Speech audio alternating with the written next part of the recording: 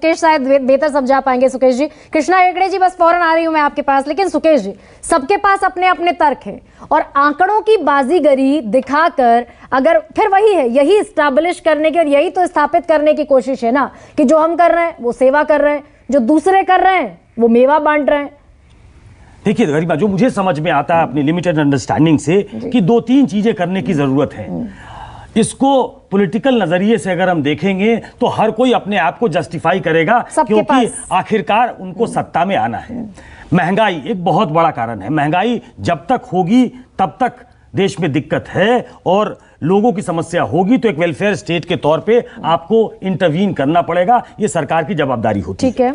बेरोजगारी अगर है, अगर लोगों के पास रोजगार नहीं है, और मैंने दत्तात्रेय होसबोले जी का बयान सुनाया जो उन्होंने कहा, तो करीब 44-45 करोड़ लोग इस देश में ऐसे हैं जो गरीबी रेखा के नीचे, मतलब 21 करोड़ लोग जो है वो गरीबी रेखा के नीचे, और 23 करोड़ की आमदनी 375 रुपया पर डे है।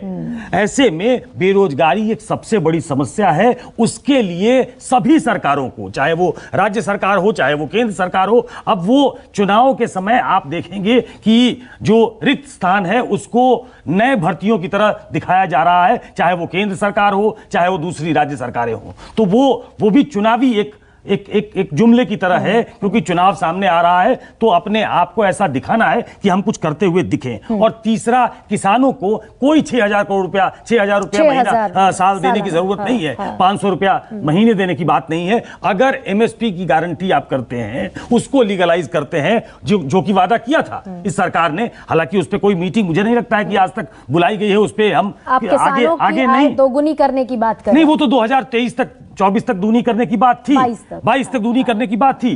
वो 26 रुपया पर डे कमाते हैं आज की तारीख में, तो वो छोड़ दीजिए। वो बड़ी लंबी डिबेट हो जाएगी, क्योंकि फिर प्रेम शुक्ला कहेंगे कि हम एक रिफॉर्म लेकर आ रहे थे लेकिन कुछ लोगों ने रोक दिया, हमें पीछे जाना पड़ा, तो वो एक लंबी डिबेट हो जाएगी। महंगाई को कम करना, बेरोजगारी को कम करना और किसानों के खाते में 6,000 रुपए पर सालाना डालने से अच्छा है कि एमएसपी की गारंटी करना। ये तीनों चीजें अगर कर दी जाती है तो मुझे लगता है कि ये चुनावी, चाहे उसको आप रेवड़ी कहें चाहे उसको आप मेवा कहें, ये और एक बड़ी बात विश्वास की होती है। एक बड़ी बात विश्वास की होती है कि किस पे विश्वास है। यही न्याय योजना 2019 के चुनाव में कांग्रेस लेकर आई थी, लेकिन शायद लोगों का विश्वास ज्यादा है कि 6,000 सालाना पे लोगों ने ज्यादा विश्वास किया, और 6,000 रुपया महीना जो राहुल गांधी कह रहे थे उस पे विश्वास नहीं हुआ। लेकिन उस पे एक कंसिस्टेंट अप्रोच करके कांग्रेस ये दिखाना चाहती है अलग अलग राज्यों में वो गारंटी देके। अब क्या हो गया है, कांग्रेस की गारंटी, राहुल गांधी की गारंटी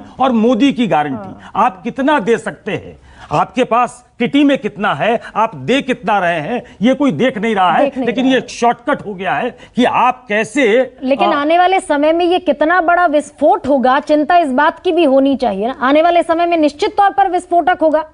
देखिए, महर्षि चार्वाक ने कहा है कि यावत् जीवेत सुखम जीवेत, ऋणम कृत्वा घृतम पिबेत, और भस्मीभूतस्य देहस्य पुनरागम कुतः। मतलब जब तक जिए सुखी जिए, ऋण लेकर घी पिए, और शमशान में शरीर के जलने के बाद शरीर को वापस आते किसी ने देखा नहीं। तो सरकारें जब चली जाएं, तो अपनी सरकार कहां तक हम सत्ता में रह सकते हैं ये देखती हैं। उसके बाद क्या होगा, हम आगे के लिए क्या छोड़कर जा रहे हैं, शायद एक बहुत बड़ी चुनौती है। शॉर्टकट नहीं, हमें एक लॉन्ग टर्म सोल्यूशन की तलाश है। मुझे लगता है हमको उस तरफ बढ़ने की जरूरत है। बिल्कुल। और कृष्णा